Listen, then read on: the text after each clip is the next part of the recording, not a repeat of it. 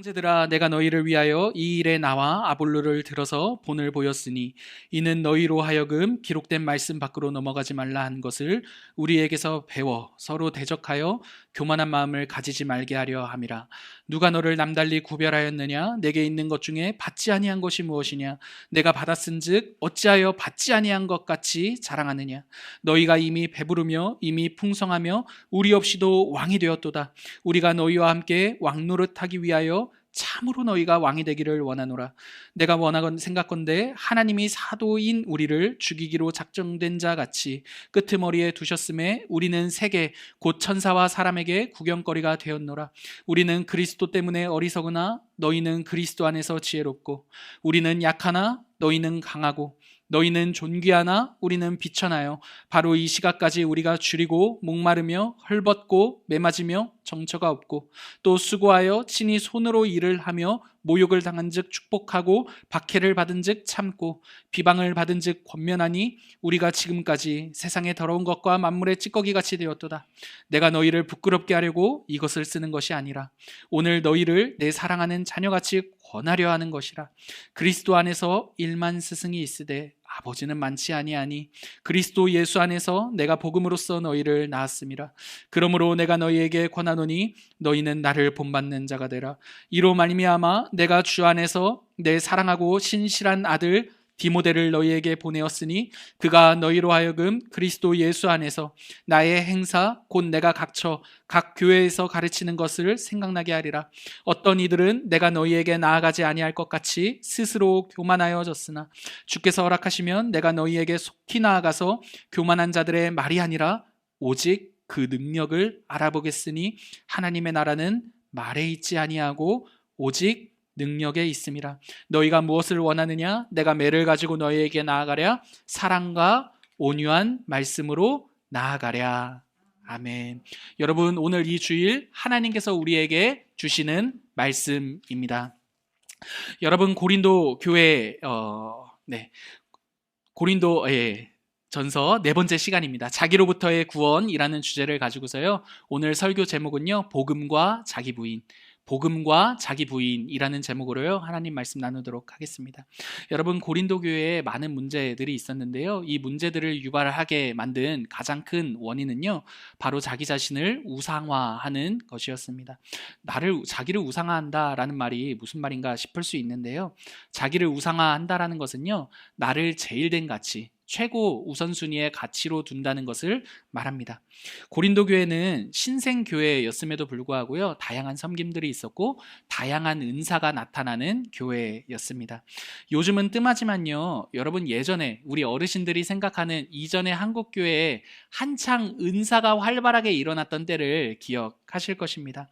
믿지 않으시던 분들도요, 이런 이야기 하셨던 거 제가 기억해요. 교회 가면 고치지 못한 병도 고칠 수 있대. 이런 이야기 들었던 것 생각합니다. 여러분, 그렇게 은사가 활발하게 일어났던 상황이 고린도 교회의 상황이었던 것입니다.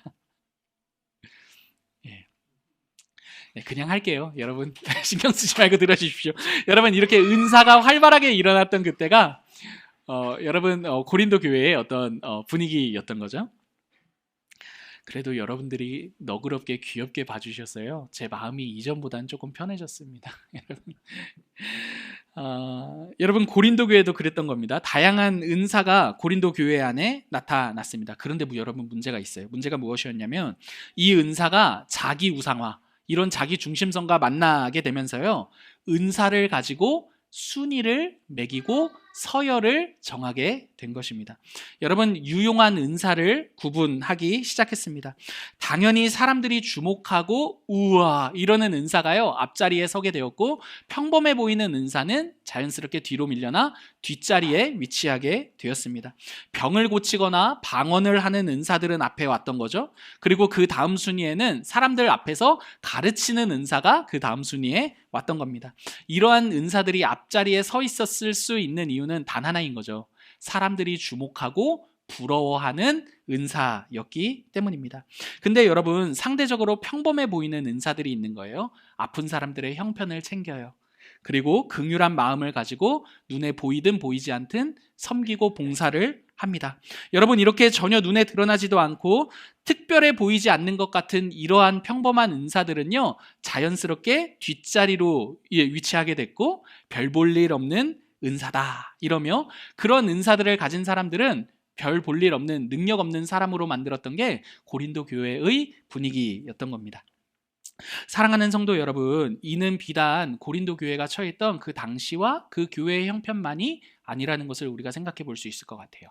왜냐하면 우리가 사는 우리의 시대 역시도 어떤 시대입니까? 능력주의 시대이기 때문입니다. 능력의 여부를 따라서요, 그 사람이 어떤 사람인지 평가하고 그 사람이 어떤 사람인지를 말합니다. 능력으로 차별을 하거나 또 능력 때문에 차별을 받는 게 우리의 시대입니다. 우리가 가지고 있는 모든 것들이 능력으로 평가를 받는 거죠. 이렇게 내가 가진 나의 능력, 내가 가진 것이 나의 능력이 되는 시대, 우리 시대에서 우리가 느끼는 감정이 있는데 그게 무엇이냐 하면 바로 여러분, 불안입니다. 불안. 여러분, 그 어떤 시대보다 굉장히 화려하고 좋은 시대이고 능력이 월등한 사람들이 막 나오는 시대임에도 불구하고 그와 대조되게 우리의 감정과 우리의 정서는 무엇에 더 가깝습니까? 불안에 가깝다라는 것을 알 수가 있는 거죠. 그래서 여러분, 내가 얼마나 안전한지, 내가 얼마나 흔들리지 않는 나의 지위인지를 확인하기 위해서요, 무엇이 그 어느 때보다 중요한 시대가 되었느냐 하냐면 능력이 중요한 시대가 되었습니다. 그런데 여러분, 이렇게 내 능력이 인정받는 기준은요, 비교와 경쟁이죠.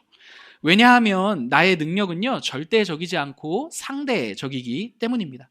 상대적으로 평가받을 수밖에 없는 내 능력은요, 필연적으로 타인과 비교할 수밖에 없고 타인과 경쟁하면서 내 능력이 어떤 위치인지를 확인할 수밖에 없게 됩니다. 고린도 교회에 나타난 은사는요, 여러분, 자기의 능력이 되었습니다. 자기의 능력인 은사를 가지고 비교하고 경쟁하기 시작합니다.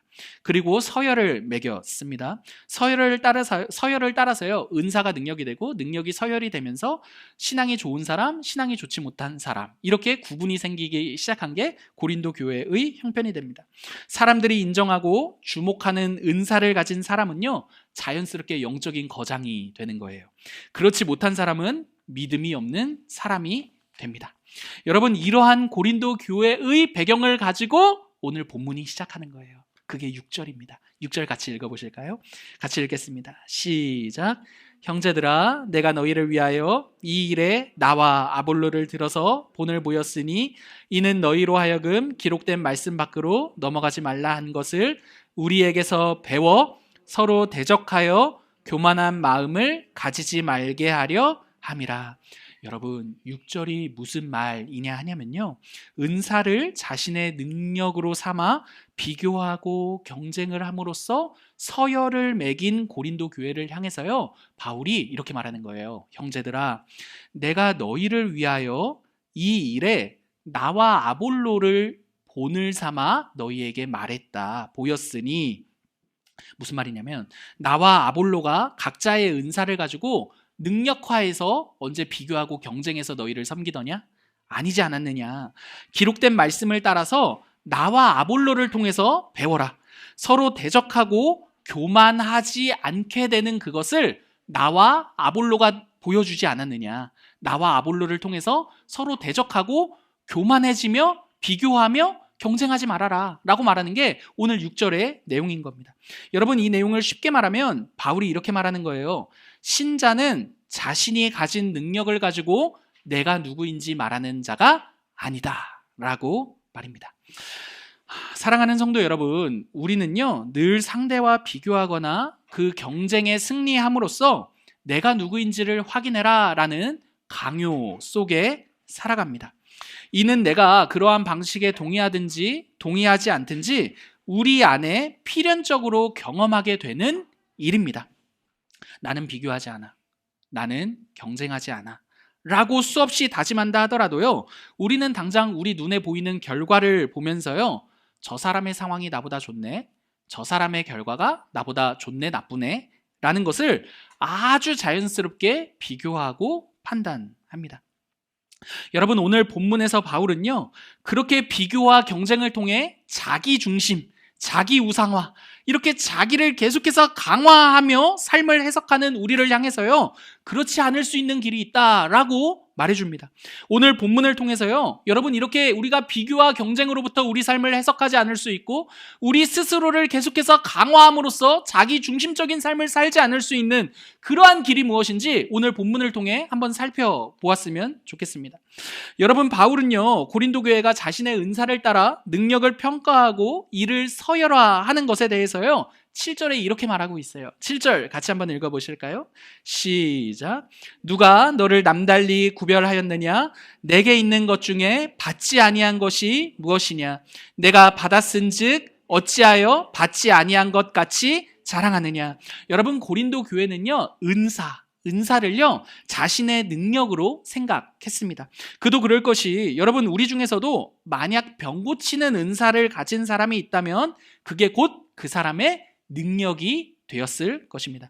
여러분, 일전에요, 병 잘 고치기로 소문난 장로님이 계셨어요. 병 고치는 은사를 가지신 거죠. 그랬더니 여러분, 굉장히 저도 이렇게 멀찌감치 보았는데 그분 주변으로 사람들이 많은 인파가 막 몰려들었던 것을 보았습니다. 근데 여러분, 그분이 딱 진짜 손을 얹고 하니까 모르겠어요. 어쨌든 그 대상자분께서 병이 나았습니다 막 이렇게 간증을 하고 고백을 했어요. 그랬더니 사람들이 다 하나같이 뭐라고 말했을까요?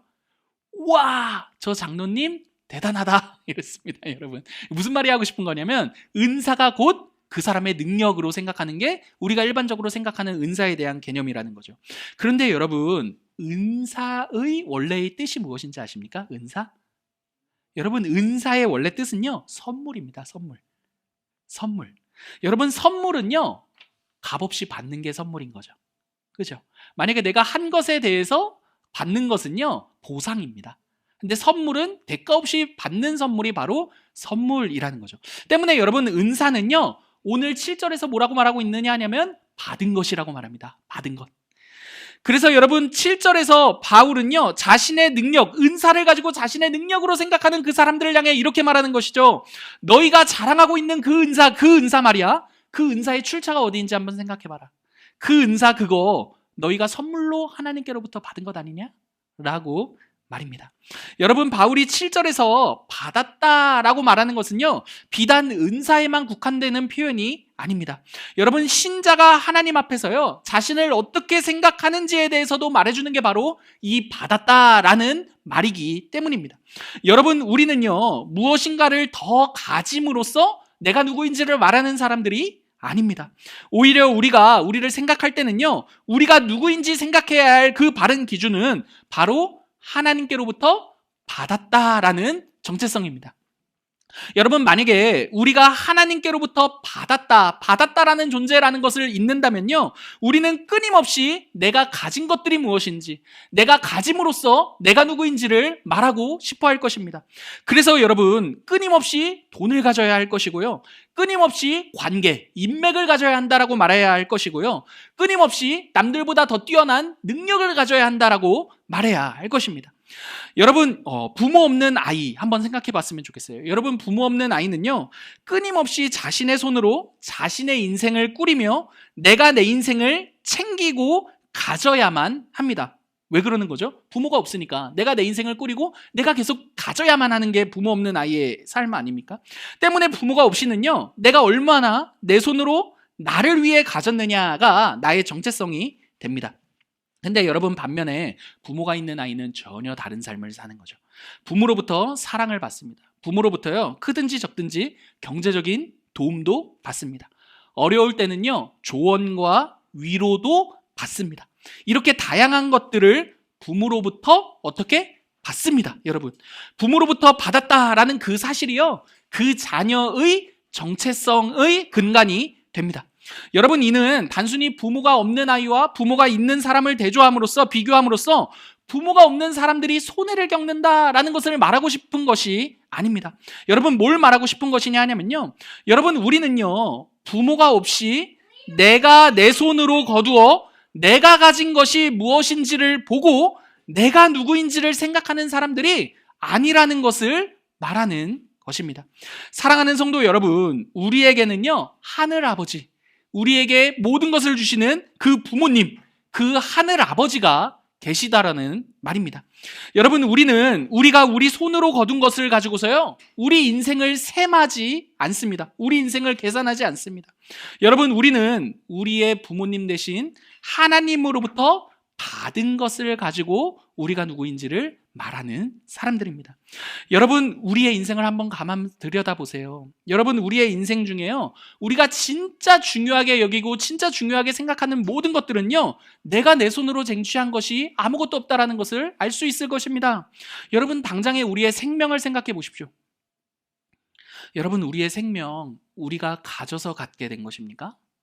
아니죠, 여러분. 우리의 생명은요, 하나님께로부터 받은 것입니다. 여러분, 우리가 살면서 가장 소중하다 여기는 것들, 그 관계 한번 생각해 보십시오. 가족과의 관계라든지 친구들과의 관계라든지, 여러분, 우리가 쟁취한 것들이 아니라요, 하나님께로부터 받은 것이라는 것을 생각해 볼 수가 있습니다. 여러분, 자녀들과의 관계도 마찬가지인 거죠. 여러분, 자녀들이 있으신 분들 한번 생각해 보십시오. 그 자녀들 우리가 쟁취해서 우리의 것이 된 것입니까? 아니죠. 선물과 같이 우리를 찾아온 존재들이 바로 자녀들인 거죠. 여러분, 남편과 아내도 마찬가지입니다. 모르겠어요. 나는 내 아내를 내가 쟁취했다, 내 남편을 내가 쟁취했다, 이렇게 말씀하실 수 있는 분이 계실지 모르겠지만, 여러분, 그날 그때 그 순간 그 장소에 가게 된 것, 여러분, 그거 가만 생각해 보십시오. 여러 가지 것들을 가만 생각해 보면 내 아내나 내 남편이나 여러분 모두 다 하나님께로부터 받은 사람들이라는 것을 우리가 생각해 볼 수가 있죠. 물론 시간이 지남에 있어서 왜 이런 사람을 막 이런 사람을 받았을까, 막 이런 후회가 올라오기도 하지만, 여러분, 저만 그런 겁니다. 여러분들은 전혀 그러신 것 같지 않지만, 여러분, 사랑하는 성도 여러분, 신자의 정체성은요, 내가 가짐으로써 되는 것이 아니라 하나님께로부터 받은 것이라는 것을 생각하시기를 바랍니다. 신자는요, 여러분, 자신을 생각할 때요, 하나님께로부터 받았다는 것을 가지고 우리가 누구인지를 생각하는 사람들입니다. 우리가 더 가져야지 안전할 것이다 라고 말하는 것은요, 하나님께서 우리에게 주시는 하나님이시라는 사실을 잊어버렸기 때문입니다. 사랑하는 성도 여러분, 하나님께서는요, 어떻게 해서든지 주시는 분이시라는 것을 기억하시기를 바랍니다. 여러분, 우리는요, 하나님께로부터 모든 것을 받은 사람들입니다. 여러분, 때문에 내가 더 가졌기 때문에 안심하지 않을 수 있고요, 내가 더 갖지 못했기 때문에 불안하다라고 말하는 그런 사람들이 우리가 아닙니다. 여러분, 우리의 흔들리지 않는 그 안심은요, 우리의 소유에 있는 것이 아니라요, 우리가 하나님의 소유이며 그분께로부터 모든 것을 받았다라는 데에 있다는 것을 기억하십시오. 여러분, 바울은요, 자신들이 가진 능력을 가지고 안심하며 자랑하는 고린도 교회를 향해서요, 8절에서 이렇게 말하고 있어요. 8절도 한번 같이 읽어보실까요? 시작. 너희가 이미 배부르며 이미 풍성하며 우리 없이도 왕이 되었도다.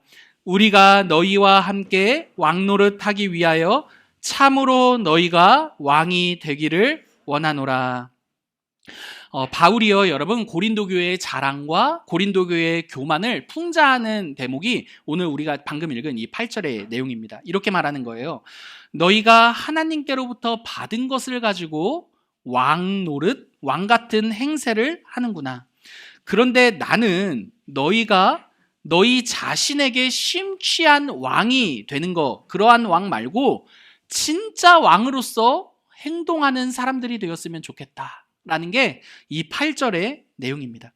그러면서 바울이요, 진짜 왕과 같이 사는 그 삶에 대해서 9절부터 13절에 이렇게 말하고 있어요. 우리 9절부터 13절 같이 한번 읽어보실까요? 같이 읽어보겠습니다. 시작.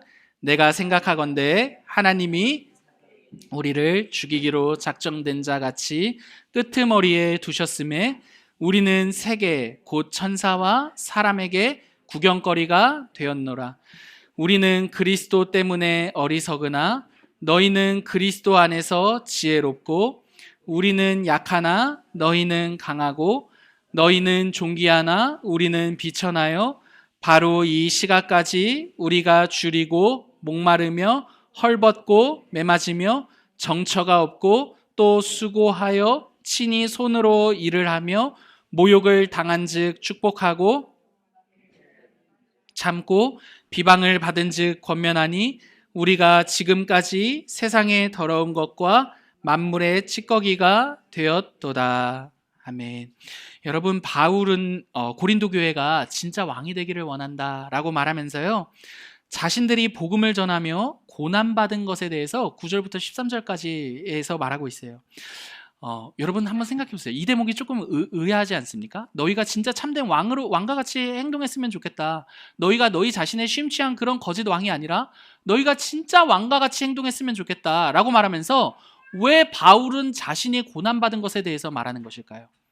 자신이 받은 그 고난과 그 진짜 왕으로서 행동하는 것이 어떤 연관이 있길래 왜 바울은 자신이 받은 고난에 대해서 말하고 있는 것일까요? 사도 바울이 자신이 받은 고난에 대해서 이 대목에서 말하는 이유는요, 결론부터 말하자면 사도들의 고난을 통해 고린도 교회가 받은 자가 되었기 때문입니다. 여러분, 고린도 교회가 지금 자신들이 받은 자들로서 누리고 있는 그들의 그 유익은요, 그 왕과 같은 그 형편은요, 무엇이 있었기 때문입니까? 사도들의 고난이 있었기 때문입니다. 여러분, 실제로 고린도 교회는요, 어느 날 갑자기 세워진 교회가 아니었어요. 고린도 교회는요, 사도행전 18장에 보면 처음으로 등장하는 교회가 고린도 교회이거든요. 사도행전 18장을 보시면 바울이 고린도에 도착해서 복음을 전파했고 그로 인해 형성된 교회가 고린도 교회라고 보는 거죠. 여러분, 바울이 이 사도행전 18장까지 가기 전까지 굉장히 수많은 일을 겪으며 고린도에 도착했고, 고린도에 도착하여 복음을 전파함으로써 고린도 교회가 생기게 되었습니다. 여러분, 고린도에 가기까지요, 바울에게 굉장히 많은 일들이 있었습니다. 감옥에 갇히기도 했고, 매에 맞기도 했으며, 누명을 쓰기도 했고, 어쩔 수 없이 피신을 가기도 했으며, 여러분, 사람들에게 바울이 전하는 복음을 조롱받기도 했습니다. 이 고난의 정도가 어떠했느냐 하냐면요, 오늘 본문을 보니까 이렇게 말하고 있어요. 죽이기로 작정된 자와 같았다.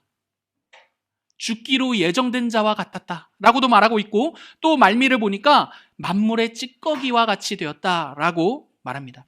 여러분, 여기서 죽이기로 작정된 자는요, 로마 군대의 행진과 연관이 되어 있는 표현이에요. 여러분, 로마 군대가요, 전쟁을 하잖아요. 당시에 전쟁을 하고 이기면 퍼레이드를 합니다.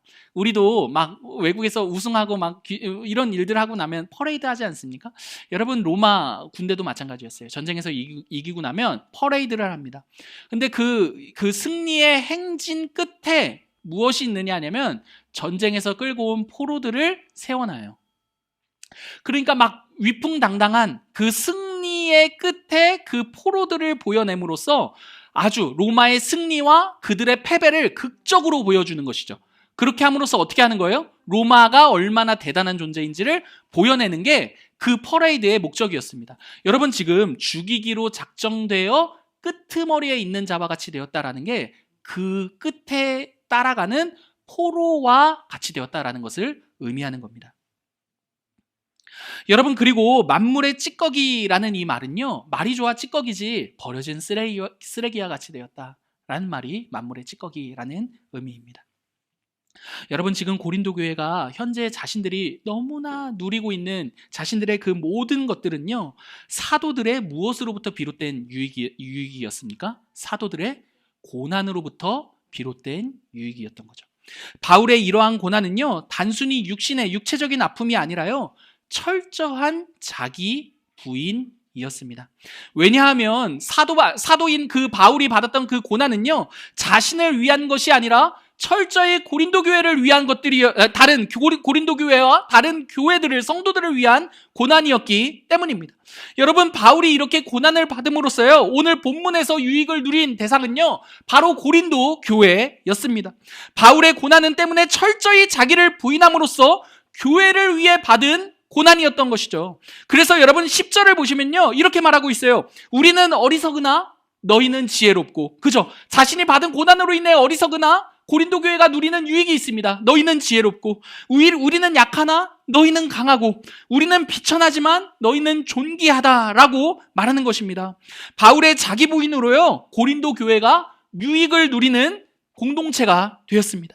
여러분, 그런데 고린도 교회가 바울의 자기 부인으로 지금 자기들이 하고 있는 일이 무엇입니까? 고린도 교회는요, 막상 바울의 자기 부인으로 인해 많은 유익을 누리고 있는데 그 고린도 교회가 지금 하고 있는 그 일이 무엇입니까? 바로 자기 자랑이었던 거죠. 자기 교만이었던 거죠. 그래서 바울이요, 의도적으로 이 본문에서 자기의 고난을 언급함으로써 고린도 교회의 현재의 그 자기 자랑이 옳은 것인지 그들을 향해 되묻고 있는 게 오늘 본문의 내용인 겁니다.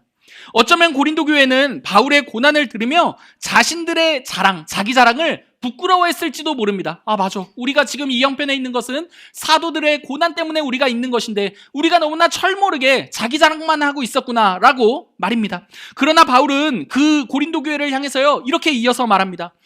14절이에요. 내가 너희를 부끄럽게 하려고 이 말을 하는 게 아니다 라고 말입니다. 바울이 진짜 이 말을 한 이유는요, 너희가 자기 자랑하는 게 나의 자기 부인으로 인해 너희가 이러한 유익을 얻고 있는 것인데 너희가 그러한 자기 자랑하는 게 옳으냐라고 그들을 부끄럽게 말하기 위해 이 고난의 이야기를 한 것이 아니라 진짜 목적이 있다라는 말입니다. 그게 16절입니다, 여러분. 16절 제가 한번 읽겠습니다. 그러므로 내가 너희에게 권하노니 너희는 누구를? 나를 본받는 자가 되라. 여러분, 언뜻 보아서 16절을 보았을 때는요, 바울이 자기 자랑하는 것 같습니다. 야, 니들 나를 본받아 라는 이 대목이 마치 자기 자랑처럼 느껴지는 거죠. 그러나 여러분, 이 장면은요, 바울의 자기 자랑이 아닙니다. 우리가 문맥을 통해 살펴본다면요, 이렇게 말하는 거죠. 고린도 교회를 향해서요, 자기 자랑을 하는 게 옳으냐라고 물은 바울이 어떻게 자신을 자랑하겠습니까? 여러분, 이 말은요, 고린도 교회에 복음을 전한 그 바울이 자기 자랑에 빠져있는 고린도 교회를 향해서요, 나와 같이 자기를 부인하라 라고 말하는 것입니다. 내가 자기 부인을 함으로써 너희에게 그 복음의 유익이 전해진 것처럼 자기 자랑이 아닌 너희도 나와 같이 자기 부인을 해라 라는 게 바로 너희는 나를 본받으라 라는 말의 의미가 됩니다. 여러분, 이 말을 통해 우리 자신을 한번 생각해 보았으면 좋겠습니다. 여러분, 우리는 우리 자신을 자랑하는 사람들입니까? 아니면 바울과 같이 자기를 부인하는 사람들입니까? 여러분, 우리가 사는 우리의 시대는요, 자기를 자랑하는 것을 권장하지 자기를 부인하는 이 내용에 대해서는 굉장히 부정적입니다. 자기를 부인한다라는 이 말 자체가요, 오늘 이 시대에서는 굉장히 억압하는 것 같고 또 자기를 부정하는 것과 같은 그런 뉘앙스를, 부정적인 느낌을 가져다 주기 때문입니다. 그러나 사랑하는 성도 여러분, 고린도 교회가 누리는 그 유익을 다시금 생각해 보시기 바랍니다. 고린도 교회가 누릴 수 있었던 그 유익은요, 바로 사도들의, 그 바울의 자기 부인이 있었기 때문이었습니다. 사도들이 복음을 위해 조롱을 받았으며 핍박을 받았으며 죽기로 작정된 자들과 같이 궁지에 내몰리는 그러한 자기 부인이 있었기 때문에 오늘의 고린도 교회가 있을 수 있었더라는 말입니다. 여러분, 이는 고린도 교회뿐만이 아닐 거예요. 이 자리에 모여있는 우리 역시도 마찬가지일 것입니다. 여러분, 한번 생각해 보십시오. 오늘 우리가 이 자리에 있을 수 있는 이유가 무엇입니까? 우리가 이 자리에 있을 수 있는 이유는요, 누군가 우리에게 자기를 자랑했기 때문이 아니라는 것을 알 수 있을 것입니다. 자기를 부인하고 우리를 섬겼으며 자기를 부인하고 우리를 사랑했던 누군가 때문에 우리가 이 자리에 모일 수 있는 사람이 되었다는 것을 우리 모두도 알 수 있을 것입니다. 여러분, 제가 처음 교회를 갔던 때가 어렴풋하게 기억이 나요. 진유보다 한두 살 어렸을 그때인데, 여러분, 그때 교회를 계속해서 나갈 수 있었던 것은요, 저를 그렇게 사랑해주고 그렇게 저를 섬겨주었던 주일학교 선생님 때문이었습니다. 여러분, 저는요, 그냥 그런가 보지가 아니라요, 정말 사랑받지 못할 이유가 더 많은 아이였습니다, 여러분. 그러니까 교회에서는요, 웬만해서는 안 오면 더 좋을 수 있는 아이가 바로 저였습니다. 그러니까 여러분, 그 주일학교 선생님께서 저를 사랑하신다라는 것은, 저를 섬겨주신다라는 것은 매 주일마다 왜 안 오라고 그렇게 독려하고 매 주일마다 저의 형편을 살피고 매 주일마다 저에게 사랑을 베푸는 그 행위는요, 철저한 자기 부인이었다라는 것을 제가 크면 클수록 느낍니다, 여러분. 여러분, 그 선생님의 자기 부인이 없었다면 여러분, 오늘 저는 교회에 있을 수 없었을 것 같습니다. 근데 여러분들은 어떻습니까? 여러분들은 어떻습니까? 아마도 여러분, 우리가 이 자리에 모일 수 있었던 이유는요, 그 자기 부인, 그 어떤 누군가의 자기 부인 가운데 나타난 그 하나님의 사랑 때문이었다는 것을 우리 모두가 고백할 수 있을 거죠. 아멘은 한 분만 하셨습니다. 여러분, 여러분도 마찬가지일 것입니다. 여러분, 부모님의 자기 부인이 있었을 수도 있었을 것이고요. 교회 공동체에서 만났던 어떤 신앙의 선배의 자기 부인이 있었을 수도 있었을 것이고요. 어떠한 목회자의 나를 향한 그 사랑, 그 목회자의 자기 부인이 있으므로 오늘 우리가 이 자리에 있다라고 고백할 수 있을 것 같습니다. 그러므로 사랑하는 성도 여러분, 기독교 신앙에 있어서 자기 부인은요, 여러분, 굉장히 중요한 것입니다. 바울이 20절에서 말하는 것처럼요, 자기 부인은요, 말에 그치지 않고 사람을 살리고 세워내는 하나님의 능력이 되기 때문입니다. 그런데 여러분, 이제 중요한 대목은 이 지점입니다. 여러분, 중요한 것은요, 그래, 알겠다, 권 목사, 자기 부인 중요한 거 알겠다, 중요한 것은 알겠는데 그 자기 부인이 중요한 것을 아는 것과 달리 삶에서 잘 되지가 않는다라는 데 문제가 있는 것 같습니다. 여러분, 자기 부인은요, 맞습니다, 생각만큼 쉬운 일이 아닙니다. 두 가지 면에서 쉽지 않을 것 같아요. 첫 번째는요, 앞서 말했듯이 자기를 위해 사는 게 굉장히 익숙한 시대에서요, 자기 부인이란 굉장히 폭력적인 것처럼 느껴집니다. 때문에 굉장히 부정적으로 느껴지게 되는 것이죠. 또 두 번째 이유로는요, 자기 부인을 한다고 하더라도 내가 자기 부인을 한 그 일을 가지고 얼마든지 자기를 자랑할 수 있는 사람들이 우리이기 때문입니다. 때문에 여러분, 자기 부인은요, 진짜 여러모로 쉽지 않은 것 같습니다. 그러나 사랑하는 성도 여러분, 우리 모두에게는요, 우리를 위해 자기 자신을 철저하게 부인하심으로 우리에게 생명을 주신 한 분이 계십니다. 누구이십니까? 예수 그리스도이십니다. 여러분, 우리는요, 우리의 능력으로요, 절대 우리 자신을 부인할 수 없습니다. 그러나 예수 그리스도를 알고 그분을 정말 인격적으로 깊게 만나면 만날수록 우리는 자기 부인이 바울이 말하는 왕과 같아지는 것임을 알게 될 것입니다. 왜냐하면 우리를 위해 자신을 부인하신 그 예수 그리스도가요, 바로 우리를 섬기시는 왕이시기 때문입니다. 여러분, 9절부터 13절의 이 내용은요, 정확히는 예수 그리스도께서 우리를 위해 받으신 고난의 내용이라는 것을 우리가 알 수 있어요. 여러분, 9절부터 13절을 어렴풋이 한번 보십시오. 여러분, 예수님은요, 실제로 로마 군대를 따라 자신의 십자가를 지시고요, 죽이기로 작정된 자와 같이 끄트머리에 위치하시어 모두의 구경거리가 되셨습니다. 그분은 십자가에서 줄이셨고 목마르셨으며 모두 앞에서 헐벗긴 자가 되셨죠.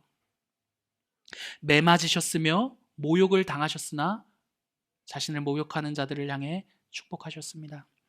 박해를 받으셨으나 끝까지 참으셨습니다. 더 나아가서요, 여러분, 모두로부터 버림받아 만물의 찌꺼기와 같이 되었죠. 심지어 누구에게까지 버림받으셨습니까? 하나님에게조차도 버림받아 정말 그분이야말로 만물의 모든 것들 가운데 버려진 쓰레기와 같이 되셨죠.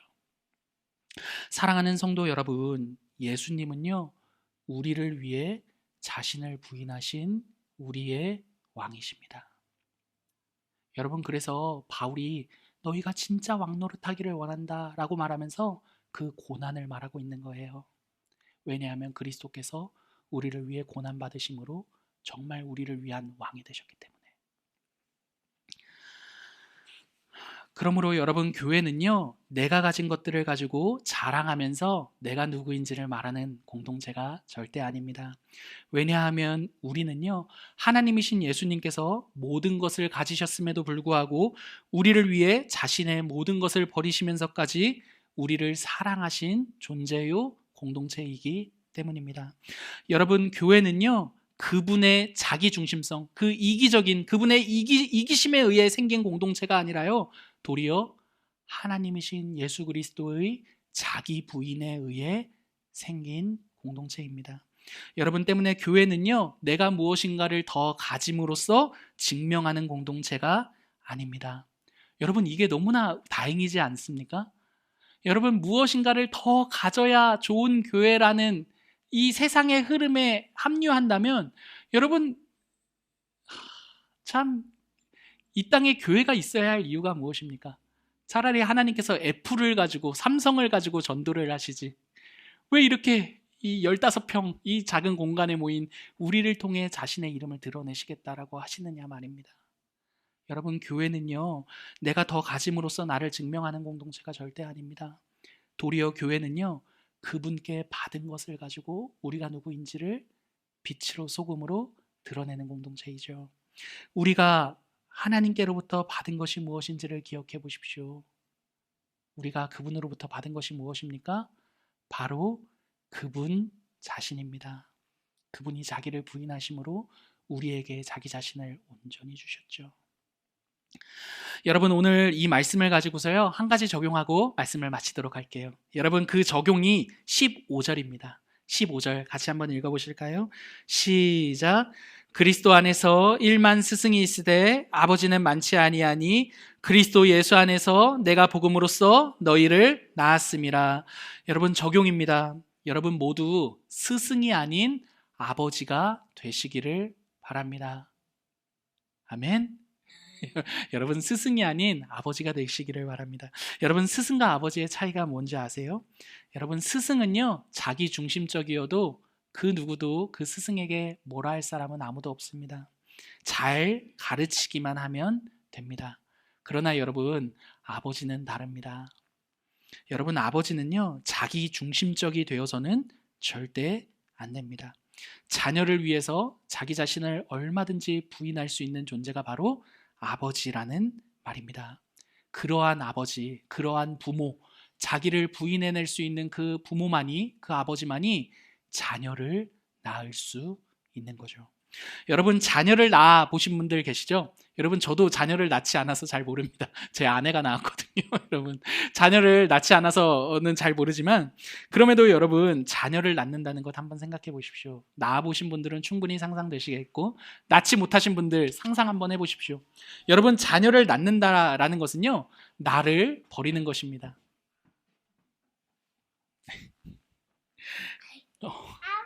알았어. 자, 여러분, 자녀를 낳는다는 것은요, 나를 버리는 것입니다. 여러분, 그지 않으세요? 자녀 낳으신 지 너무 오래되셨는가요? 여러분, 자녀를 낳는다는 것은요, 나를 버리는 것이죠. 그래서 여러분, 자녀를 낳는다는 것은 단순히 뭐 육신의 고통도 고통이지만 여러 가지 면에서 너무나 고통스러운 일입니다. 정신적으로도요. 그런데 여러분, 내가 그렇게 버려졌는데 그 내가 낳은 그 아이, 그 자녀를 만날 때는요, 그 세상 그 무엇보다도 행복함을 느낍니다. 여러분, 예수님께서요, 우리를 그렇게 낳으셨습니다. 우리를 위해 자신을 내어주시면서 그 이 세상 그 어떤 고통보다도 더 큰 고통을 자신이 받으셨습니다. 근데 여러분, 그 그리스도께서요, 우리를 낳으시고서는요, 이 세상 그 어떤 기쁨과 행복보다 더 큰 기쁨과 행복을 말씀하셨죠. 여러분, 그러므로 스승이 아닌 아버지가 되시기를 바랍니다. 자기를 부인함으로 자녀를 낳으시기를 바랍니다. 여러분, 어떻게 자기를 부인함으로 자녀를 낳으시겠어요? 여러분, 남편에게 그렇게 해주십시오. 여러분, 권사님들 죄송합니다. 죄송합니다. 여러분, 남편이 있으시다면 남편에게 그렇게 해주십시오. 여러분, 아내가 있으시다면 아내에게 그렇게 대해주십시오. 아내와 남편에게 스승이 되지 말고 아버지가 되어주십시오. 우리가 관계를 맺는 모든 사람들에게 그렇게 해주시기를 바랍니다. 그게 우리를 섬기신 그 왕, 그 예수 그리스도, 그 왕과 같이 이 땅을 왕으로서 사는 길입니다. 여러분, 하나님 나라는요, 말에 있지 않습니다. 능력에 있습니다. 그 능력은요, 다른 것 아닙니다. 생명을 낳는 것입니다. 생명은요, 자기 자랑만 해서는 낳을 수가 절대 없습니다. 생명은 오직 자기 중심성으로부터 벗어나 자기를 부인할 때 비로소 낳을 수 있습니다. 여러분, 저는요, 우리 커먼그라운드 교회 공동체가요, 이렇게 생명을 낳는 공동체가 될 수 있었으면 좋겠습니다. 여러분, 그리스도께서 자기를 부인하심으로 우리를 낳으셨다라는 것을 기억하십시오. 그렇게 나아진 자들이 우리라는 걸 기억하시며 그 어떤 때보다 자기를 강화하고 자기의 능력으로 자기 중심적이 되어야 한다는 이 세상 한복판에서 도리어 그리스도와 같이 자기를 부인하며 그분이 걸으신 그 길을 함께 걷는 저와 여러분 되기를 간절히 기도합니다. 우리에게 주신 말씀 듣고요. 한번 찬양.